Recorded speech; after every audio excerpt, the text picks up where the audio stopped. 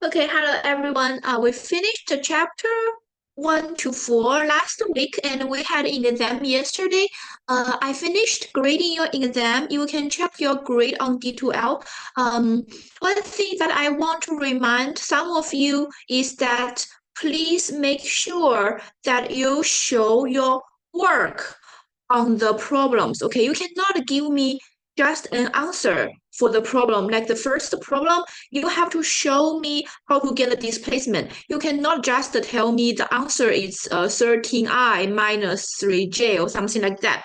You have to show that you have to show me how you get the answer. So if you only give me the answer, I will take off some points. And then you can see from your grade this time that how I deduct the partial credit that you didn't show your work. I didn't take off a lot of points because this is our first exam, but in future, I want you to make sure that you have all the work and you show me how you get the answer. Okay, don't just give me the answer. And yeah, so that's about the exam. Check your grade and let me know if you have any questions. Okay, I'm happy to discuss your grade with you if you have any questions.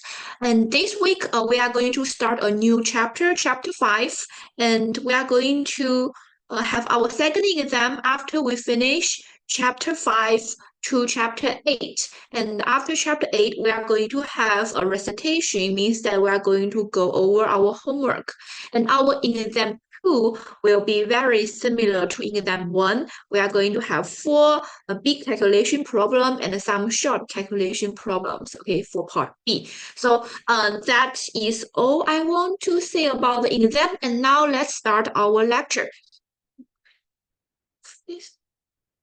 Okay, so we are going to start chapter 5 today. It's about force and motion and the Newton's laws. So this is a very important chapter throughout the first part of physics because our major topic is mechanics, and mechanics most important thing they are forces. So we are going to see the definition of force in this chapter, and we are going to see Newton's laws of motion, and we are also going to see different forces that exist in nature. So here, the first thing we are going to do is understand what is a force. We have a definition here. Its force is a push or a pull. So any kind of pushing or pulling is a force. So if you push the table, we can also say that you are applying a force on the table. And the force is the reason that an object have acceleration. So we are going to study Newton's three laws of motion, which is the foundation of Newtonian mechanics. And Newtonian mechanics is very valid for everyday situation, but it's not valid for speed, which are an it's comparable to the speed of light. But this is about relativity, so we are not going to talk about that. We are only going to talk about a reference frame that is moving at a relative low speed, and the Newton's laws of motion is always valid. Okay, so force and Newton's laws of motion. So here, there are different kind of background information we need to know in order to talk about Newton's laws of motion. Okay, so we have, these are just some assumptions, like the natural state of the objects was at rest, but and also moving at a constant rate. And also here, a frictionless surface does not slow an object, and the friction is a force. So these are some background information before we talk about mechanics, and you may think that's right, and it's actually not. Let's don't talk about the wrong information. We are going to talk about the right one. So we are going to see Newton's first law. So what is Newton's first law?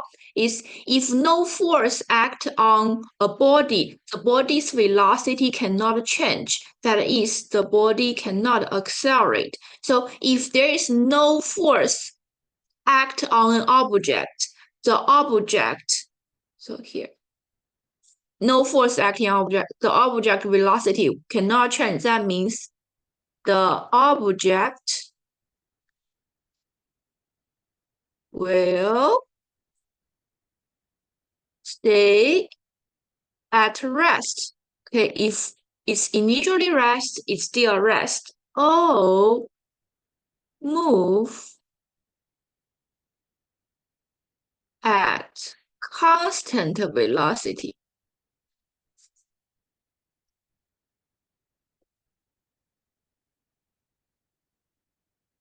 Unless a net force acts on it. Okay, so force causes acceleration. So if there's no net force, then the object stays at rest or move at a constant velocity. Okay, so here we know force is any kind of pushing or pulling. We have different things we need to know about force. The first one here is Newton. And in Newton, we can write it as kilogram times meters per second square. We can revisit this unit when we talk about Newton's second law. And acceleration of a mass is proportional to the exerted force, and the forces are vectors. And also we need to know what is net force. So net force is the vector sum of all forces on an object. So net force. So here we write a force like this because it's a vector, so we write an arrow on top. And the forces are vectors. So net force means the vector sum of all the forces. So we use this symbol to represent net force. So it's the vector sum of all forces acting on the object. So principle of superposition of forces, a net force has the same impact as a single force with identical magnitude and direction. So we can restate this more correctly. See here, Newton's first law. If no net force acts on a body, the body's velocity cannot change. That is, the body cannot accelerate. So net force is the reason we have velocity change. Okay, here I want to revisit the net force. So here, if we have a force, let's say, because force have unit that is Newton. So F1 is 5 Newton here, and F2 is 3 Newton here. We are going to define this is our positive x direction. So our net force, you can write it this way, or you can write it as F net. Usually I write it as sigma F because this in math, it means summation, okay? So net force equals 2. In this case, if we define positive going to the right, it will be equal to 5 minus 3, which is 2 Newton. And this will be the same as, so if we draw 2 Newton force here, let's label it F3. So F3 will be the same as F1 and F2 acting together on the object. So that is this. A net force has the same impact as a single force with identical magnitude and direction. So these two, the net force is 2 Newton to the right. It's the same as 2 Newton to the right. I draw in this picture. So these two have the same effect. Okay, and the Newton's law is not true in all frames. We also have non-inertial reference frame. We are not going to talk about non-inertial reference frame because that's relativity, which we are going to learn in higher level mechanics. But everything we are talking about in this class is inertial reference frame. So what is inertial reference frame? So an inertial reference frame is one in which Newton's laws hold. So here we have a frictionless punk pushed from the North Pole viewed from space, and the same situation viewed from the ground. So over long distance, the ground is a non-inertial reference frame. And in here, because our Earth is rotating, okay? So that is actually, so Earth is rotating, that's why our ground is a non-inertial reference frame. So if so see here, inertial reference frame is usually the reference frame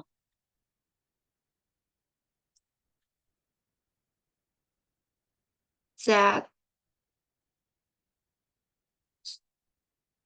do not have acceleration. Okay. So we are going to view everybody. So like Earth, we are going to use as a reference frame, and that's inertia. So the inertial reference frame is a reference frame that do not have acceleration. But if you view Earth in space, Earth is rotating, so that's why Earth is actually a non-inertial frame. So over long distance, the ground is non-inertial reference frame.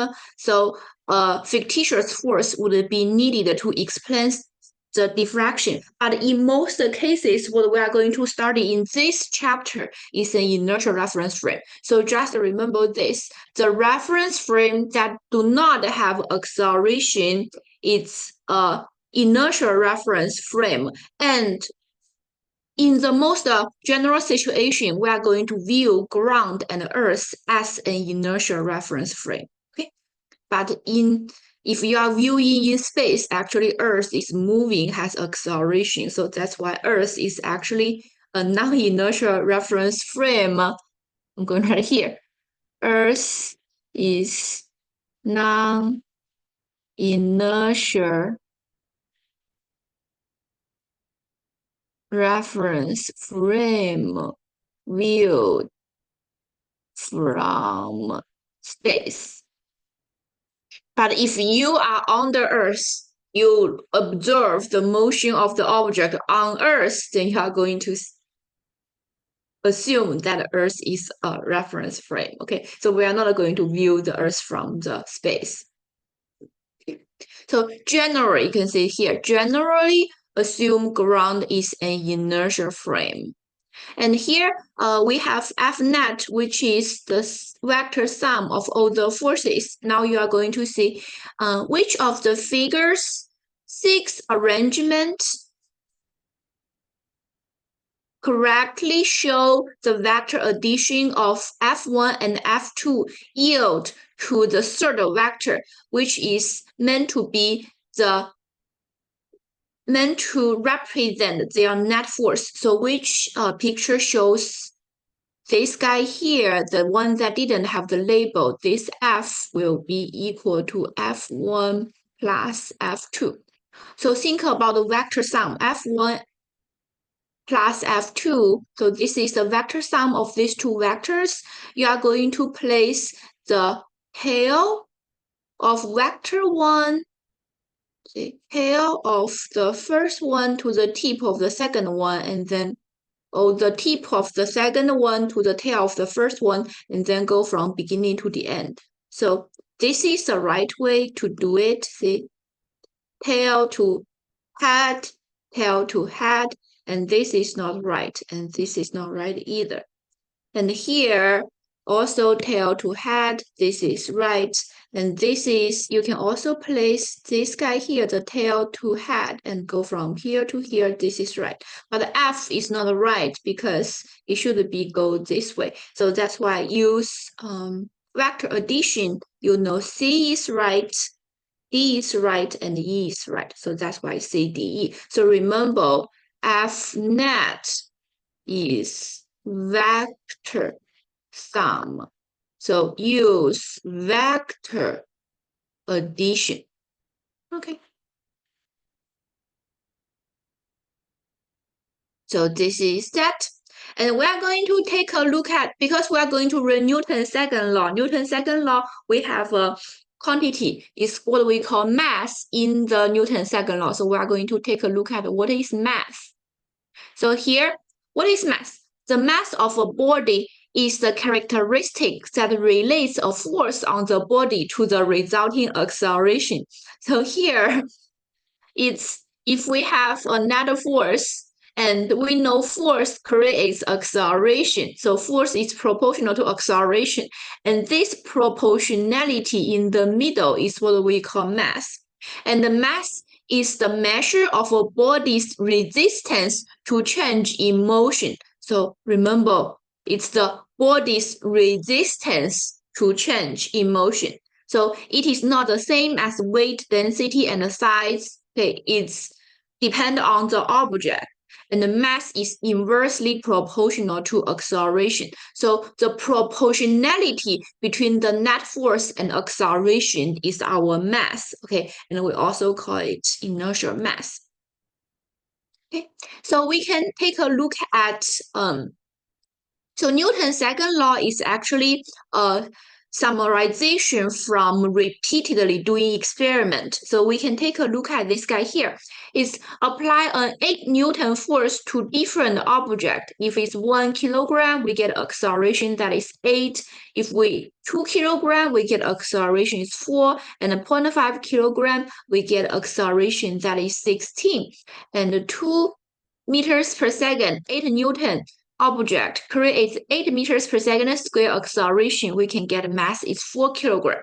So from here, we have a summarization, which we write it like this. It's force, you can see here, force is proportional to your acceleration. So if we increase the force, acceleration will increase if we keep mass the same. So that's why we have Newton's second law is the net force on a body is equal to the product of the body's mass and its acceleration. So force equals to mass times acceleration.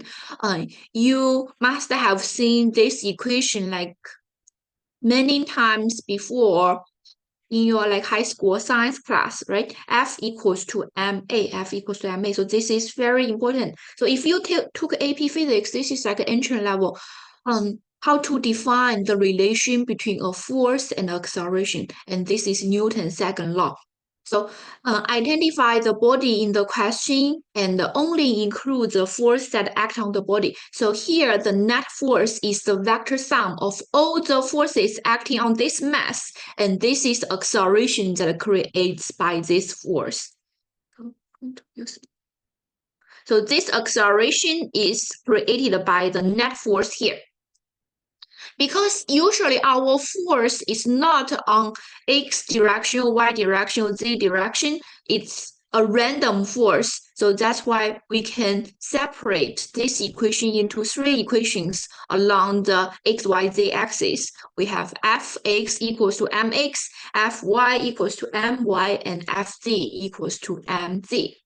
MAZ, okay? MAX, MAY, and MAZ. So force equals to ma, Newton's second law, and when we actually solving problem, this is used more often because the force will have a random direction. Okay, so that is that. So the acceleration component along a given axis is caused only by the sum of the forces of the force components along that same axis and not by the force components along any other axis. So basically it's this F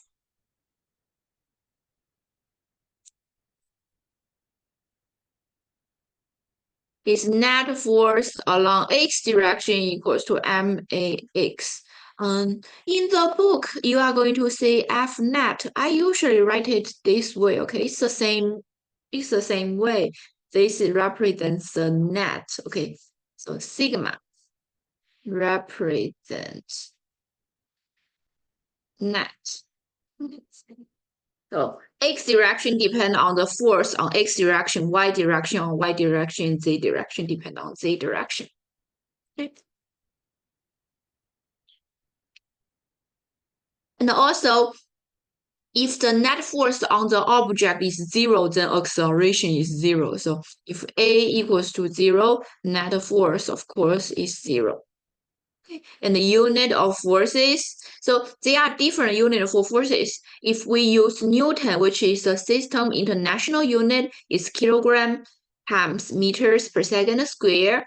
But we also have British and CGS. This is not used very often, so you only need to know this. But we also have Dian and a pound. It's also a unit for force. But the most common unit is Newton. Okay. Sometimes we measure our weight using pound, but the standard unit is Newton. So make sure you got this point, Newton. And then we have something called a free body diagram. Free body diagram is a, okay, first you understand what is free body diagram. Free body diagram is a diagram shows all forces on the object. Okay, so to solve problem with forces, we often have to draw a free body diagram. So the only body shown is the one we are solving for. So you have to choose an object, okay? And then you have to draw all the forces on the object. So forces are drawn as vector arrows with their tail on the body, and the coordinate system has to be chosen. So you have to choose the right x, y axis. And acceleration, you don't have to draw acceleration, okay? Don't draw acceleration. Acceleration is never part of a free body diagram. Only forces on a body are present. So you take a look at this little object here, and you can see we have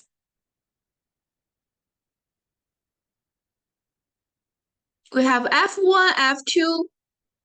Okay, we have F1, F2. So this is a free body diagram. See this punk.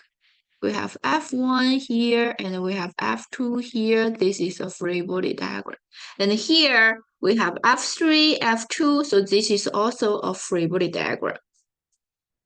So shows all the forces on the object, and the force is using arrow. We did a similar example before, but you can take a look at this. The figure shows two horizontal forces acting on a block on a frictionless floor.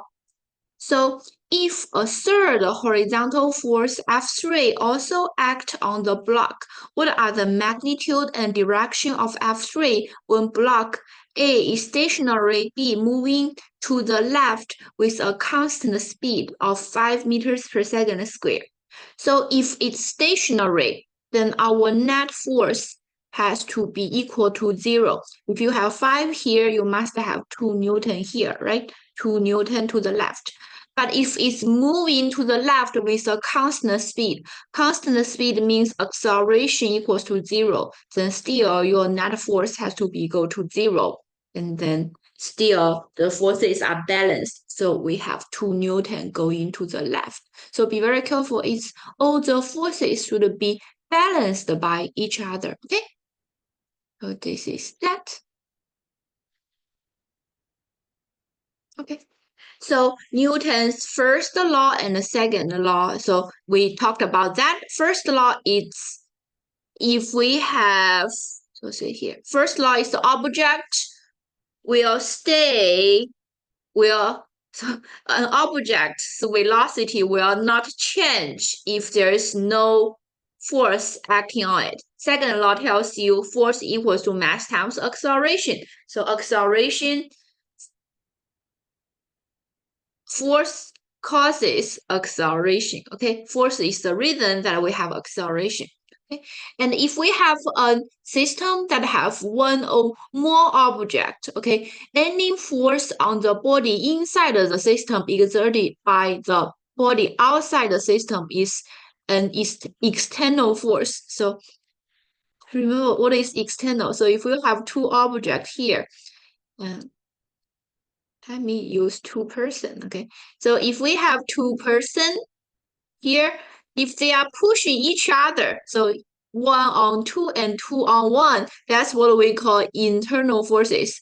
But if we have a ball hit this 2-person, then that is an external force. So outside the object, it's external force, and everything inside is called internal, okay?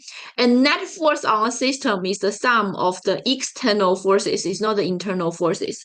Forces between bodies in a system is called the internal forces. So if we have two objects in the system, the forces between the two objects is what we call internal forces.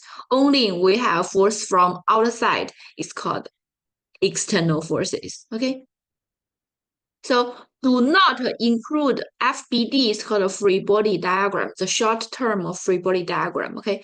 So do not include in a free body diagram of the system since internal forces cannot accelerate the system. So if you have two objects in the system, don't draw the internal forces, only draw the external forces.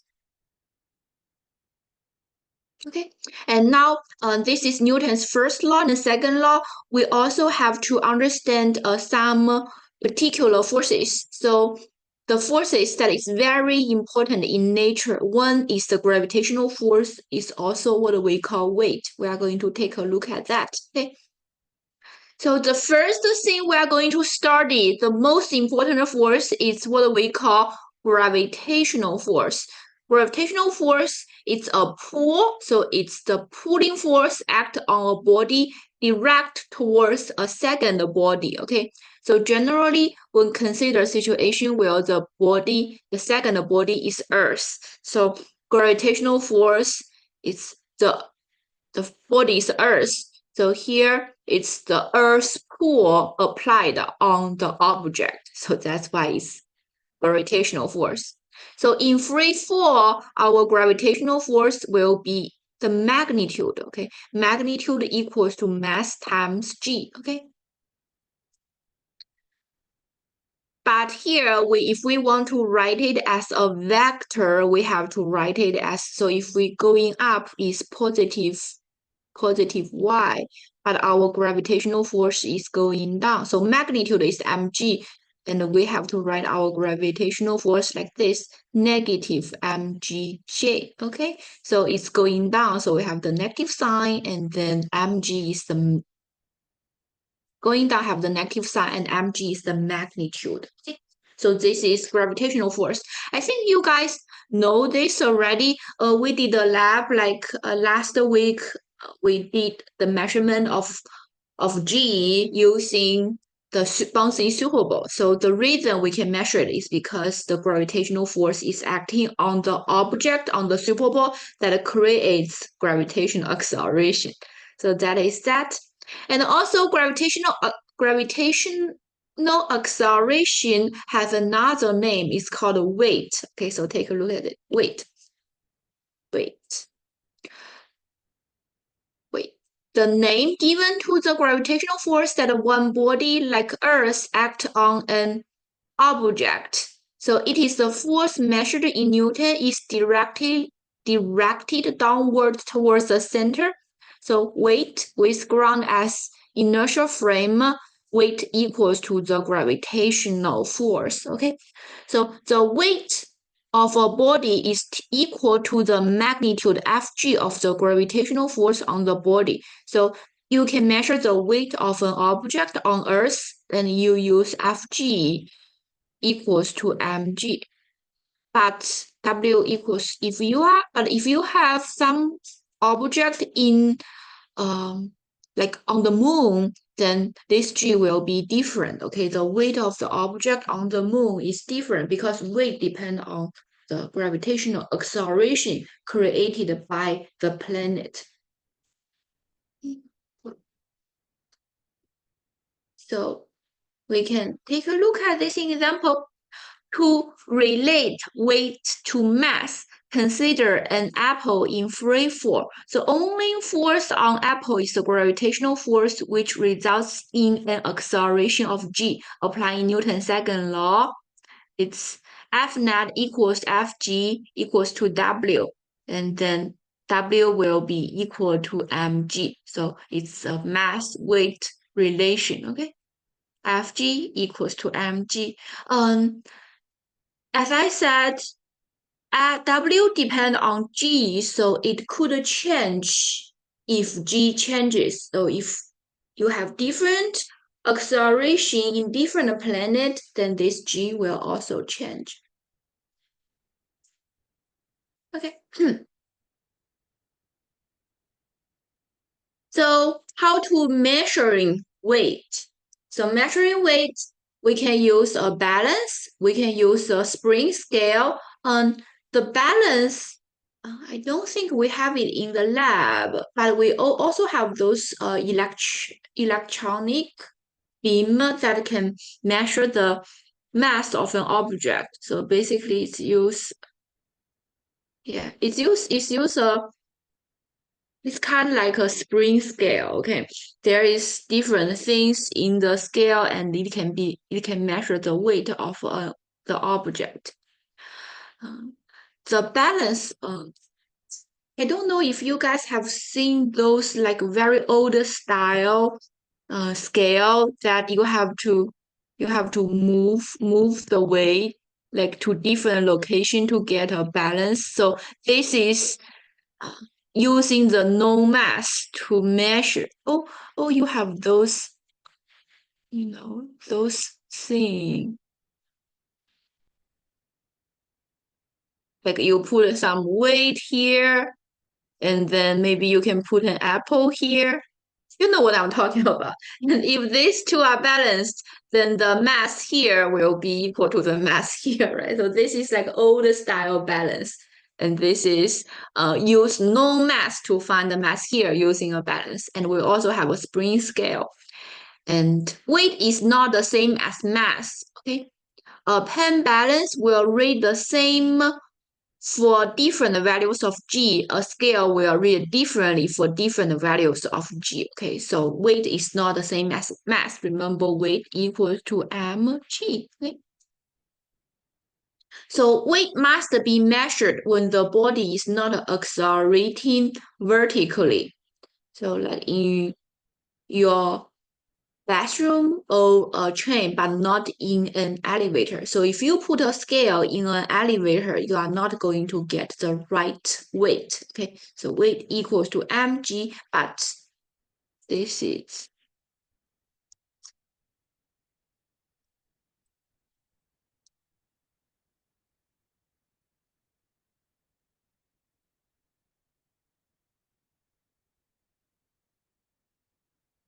so this is forces. So we know weight equals to mg, which weight is the gravitational force, and we also have another force, it's called normal force. So normal force is actually the supporting force from the surface. So I can draw a picture here for you. If you have a table, you are putting a book here, then the table supports the book from this contact surface. And then we will have this supporting force. We can call it Fn. And see here, Fn. So this Fn is coming from the contact surface and also perpendicular to directions. So see here, perpendicular to the surface. And then you can take a look at this definition. If you are standing on a surface, the pushback on you from the surface due to deformation is the normal force. So there are the microscopic deformation that you can see from the contact surface. So here, and normal means perpendicular. That means the normal force is perpendicular to this contact surface. Okay, so when a body presses against the surface, even a seemingly rigid one deforms and pushes on the body with a normal force Fn that is perpendicular to the surface. So it's coming from the contact surface to support the object, and it's perpendicular to the object. Okay.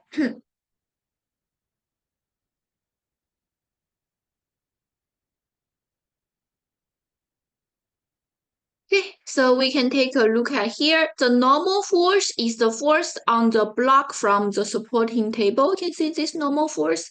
And the gravitational force on the block is due to the Earth's downward pull. So this is what we have. And these two forces are balanced by each other because this block is not moving, right? So this is from Newton's second law. No acceleration, no net force. And here, normal force says here, normal force for a block resting on a horizontal surface. Here, accelerating vertically at acceleration. So why we have this equation? Take a look at this. This is our normal force, and this is our gravitational force, which is mg. So if it's vertically accelerating going up, okay, then we should have our net force will be equal to normal force minus Fg, which equals to ma. Why, right? Net force equals to mass times acceleration. So that's why your normal force will be equal to Fg. This is mg. So mg plus may. Okay. So normal force equals to mg plus may. Ay is the vertical acceleration, but if it's not accelerating, the normal force and the gravitational force, they are balanced by each other. So this is that. And then we can take a look at this checkpoint. Okay, 5-7. Where's my 5? This figure. Okay, 5-7. So in figure 5-7 is the magnitude of the normal force Fn greater, less than, or equal to mg if the block and the table are in an elevator moving upward. A at a constant speed, B at increasing speed, so moving upward, okay? But if it's constant speed, then your AY is 0. If it's at an increasing speed, then your AY is bigger than 0. You have acceleration going up, right? So if AY is 0, take a look at here, normal force, see here, let's write this equation. It's normal force equals to mg plus may. So if acceleration is 0, your normal force equals to mg. But if your acceleration is bigger than 0, your normal force is bigger than mg. So see here, to be very careful, okay? So this is normal force. It's the supporting force from the surface. We are going to have some. So you try the homework problem for chapter 5 tonight, okay? And you are going to see the the application of free body diagram, and also how to get the forces in the XY direction. So try them. And if you have any questions, we will have them answered when we have the homework review, okay? So we have other forces that is also important. Is called friction. Okay, frictional force, or we just call it friction. So what is friction? So friction occurs when one object slides or attempts to slide over another. So attempt means it has the tendency to move but haven't moved yet.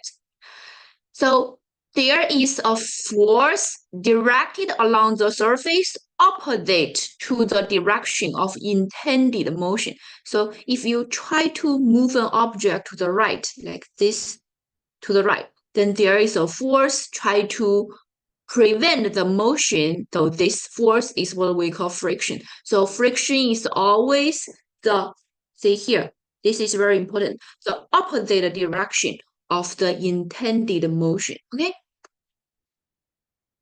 And we also have tension. We will talk about friction a little bit more. It's not, let's see.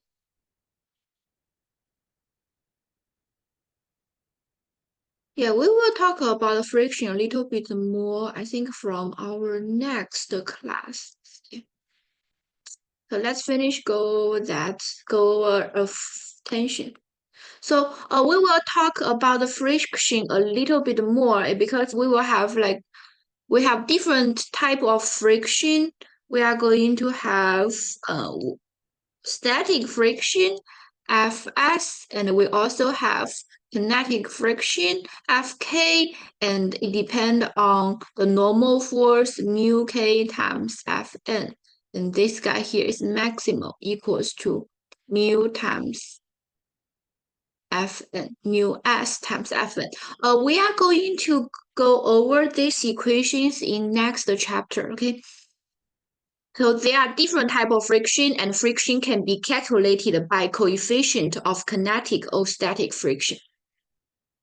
But for now, let's finish on the other type of force is what we call tension.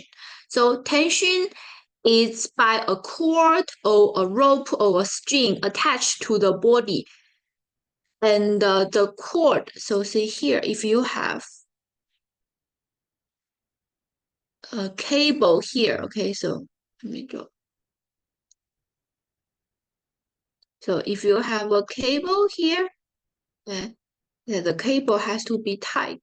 No, you cannot have a losing cable. You have to have a straight cable. So this is the cable. Then here we are going to have tension along the cable. So the cord pulls on the body with tension directed along the cord. So there will be tension along the cord. The cord is said to be under tension, and the tension in the cord is T. So the cord or string or rope can transmit force, and the force along the cord or rope or a cable is what we call tension. Okay. And a massless and unstretchable cord exists only as a connection between two bodies. It pulls on both with the same force T. So if we have a string here, then the tension here and the tension here will be the same, okay? And true, even if the bodies and the cord are accelerating, and even if the cord runs around a massless and frictionless pulley, and these are used for simplifying assumptions. So the tension along the string will have the same magnitude, okay? So remember that. Tension along the string have the same magnitude.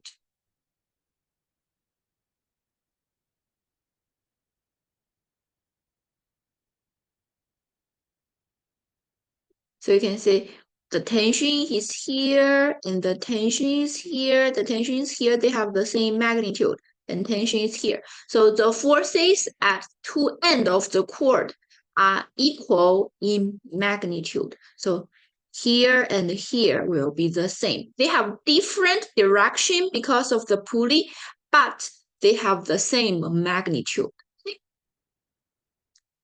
So let's take a look at this checkpoint. The suspended body in 59C, so see here, with 75 Newton is T equal to greater or less than 75 when the body is moving upward with constant speed, B at increasing speed, and then at decreasing speed.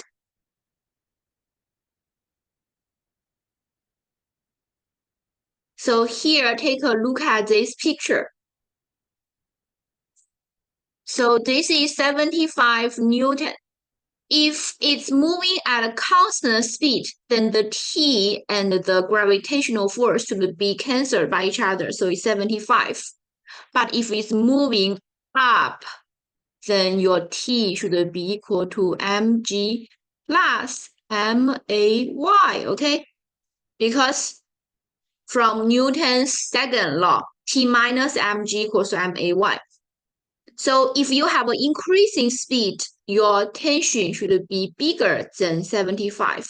But if you have a decreasing speed, that means your AY is less than 0. So your T should be less than 75 Newton. Okay, because T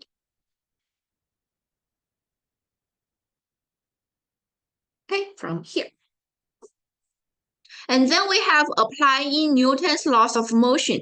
So here we have some pretty complicated example, like here. We will go over Newton's third law, and then let's take a look at one of the example. Okay, so we may be able to finish only one of them today, but we will have something like this in your homework. So we'll go over this example later. Okay. So let's finish Newton's third law. So what is Newton's third law? So we talked about the first law and the second law. But Newton's third law tells you when two bodies interact, the forces on the bodies from each other are always equal in magnitude and opposite in direction. So this can be written as a scalar or vector relations. FBC will be equal to FCB, or FBC equals to negative FCB. So what does this mean? If you have an object, we call this B, okay? And you have another object, we call this C. So imagine you are B and the table is C. So if you are pushing the table, you are applying a force FBC. So B on C, U on table. But in the meantime, the table is pushing back at you, so the table applies a force on you. This is FCB. So C means C on B. See? So these two forces, they have the same magnitude, but they are oppositely directed because one goes this way and the other one goes the other way. Okay, so we call these two forces. So it happens between two objects, and 1 on 2 equals to negative 2 on 1, okay? So between two objects, then we have a force pair, okay? So we call these two forces is a Newton's third law force pair. At any time any two objects interact, there is a Newton third law force pair. So force, remember, forces occur in pairs. Okay.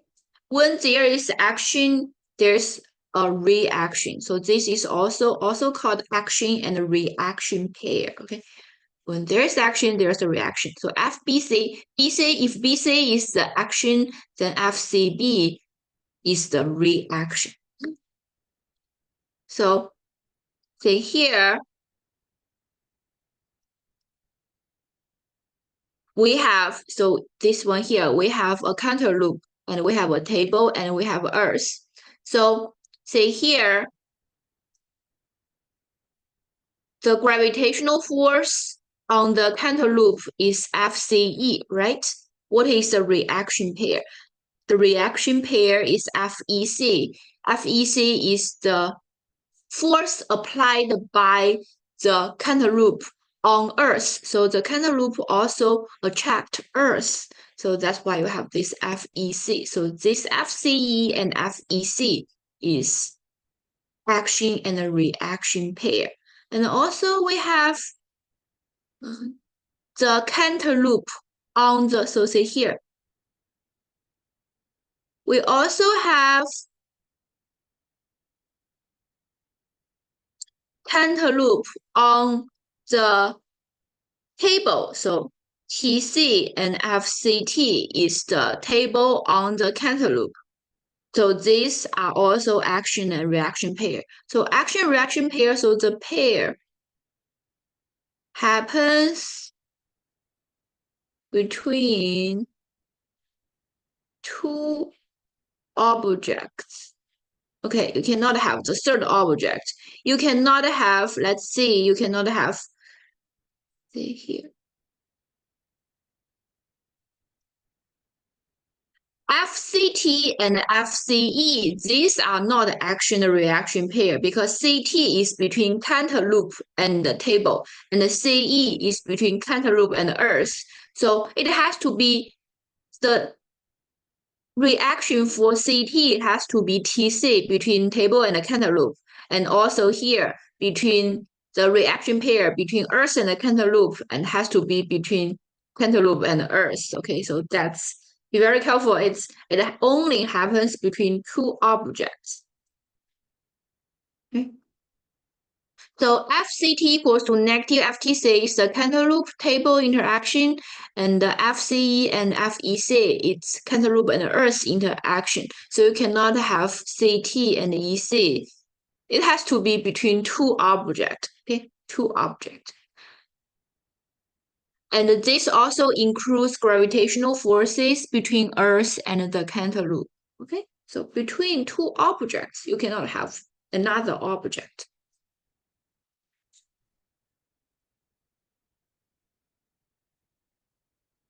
Okay, so we also have a checkpoint here.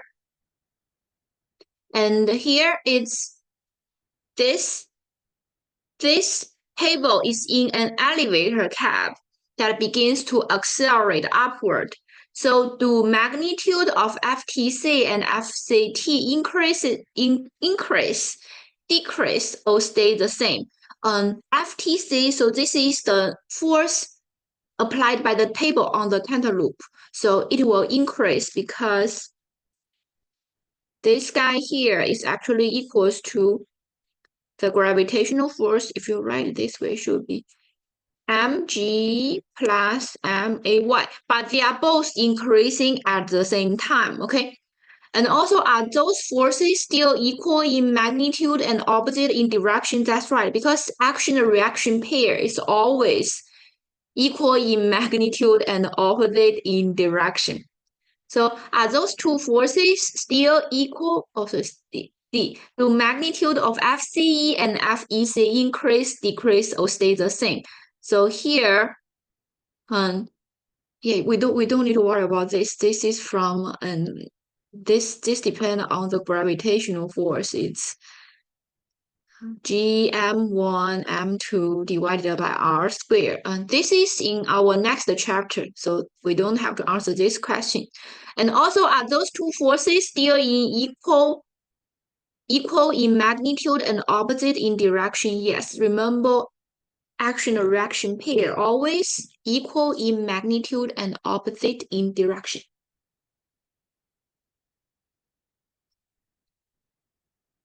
Okay. Now we have an example, okay? So a block of mass m, 3.3 kilogram, connected by a cord, we have a cord here, and a pulley to a hanging block of 2.1 kilogram, slide across a frictionless surface. So this is a frictionless surface. And you are going to do free body diagram for this block because it's a frictionless surface. What are the forces? You have this, and you have this, right? Three forces. So for big M, if you draw free body diagram, you should have tension, you should have gravitational force, and you should have normal force. We can write like a big M here, but this is the free body diagram. And for small m, block H, we are going to have tension, and we are going to have gravitational force. This is for big M, block S, and this is for block H, okay? So this is what we call free body diagram of the two masses, okay? And this tension and this tension is the same because they are connected by the pulley. They have the same magnitude. So free body diagram 1, free body diagram 2. And these are very easy, okay? I will ask you to do this kind of diagram in your exam as well, so make sure you know how to draw them. And in this problem, the block S, which is the horizontal block, moves this way, have acceleration going to the right, and then hanging block H have acceleration going down. So after we finish free body diagram, we are going to apply Newton's second law to each of the block. Okay, we are going to have the equations and we can eliminate the t and solve for the acceleration. So for the sliding block, So see here, for the sliding block, this little t here, for x direction, on the y direction, they are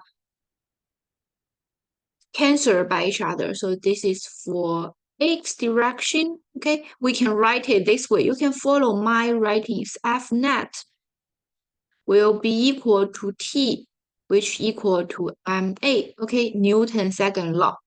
And for the hanging block, that's for y direction. It's net force along y direction. Why is that? Take a look at it here. We have tension going up, it's positive. We have gravitational force going down, so it's negative. That's why we have this negative mg here, and it equals to negative ma. It's this negative is because this block is going down, right? Going down.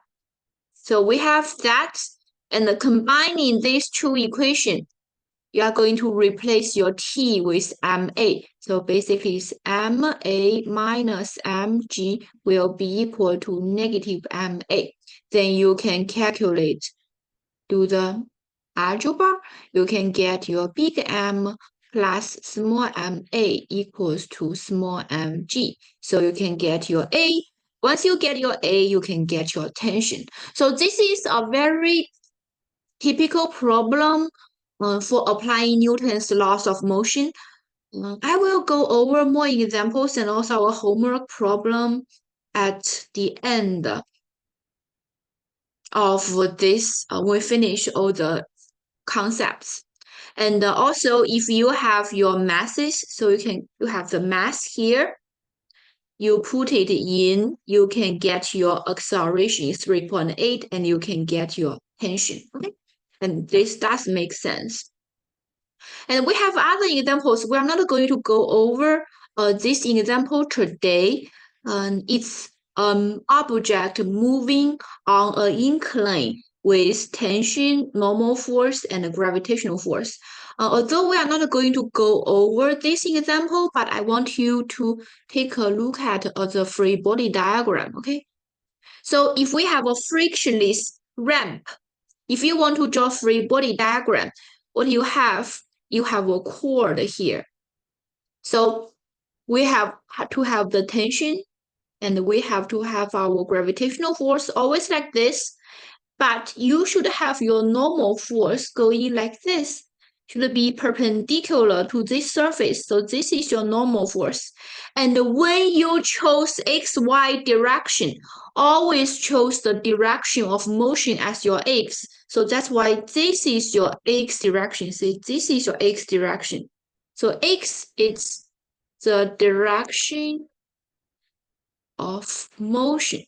In that way, the acceleration only is along one direction, so you don't have to resolve the acceleration vector, which can be very difficult, okay? So this is a free body diagram, and we will see some problem like this in future, okay? So that will be the end of chapter 5. After our lecture today, I want you to try the homework, okay? This chapter is very important, but we only have limited amount of class time, so I want you to do the homework to see if you understand the concept and how to apply Newton's second law. But our lecture will be end today. We do not have lab tomorrow, okay? We are going to have lab on Friday. Okay, and then we will have net lab next Monday. So Friday we have 2 labs and Monday we have 2 labs. So I think that will be all for today. Check your grades and that's all. Bye-bye.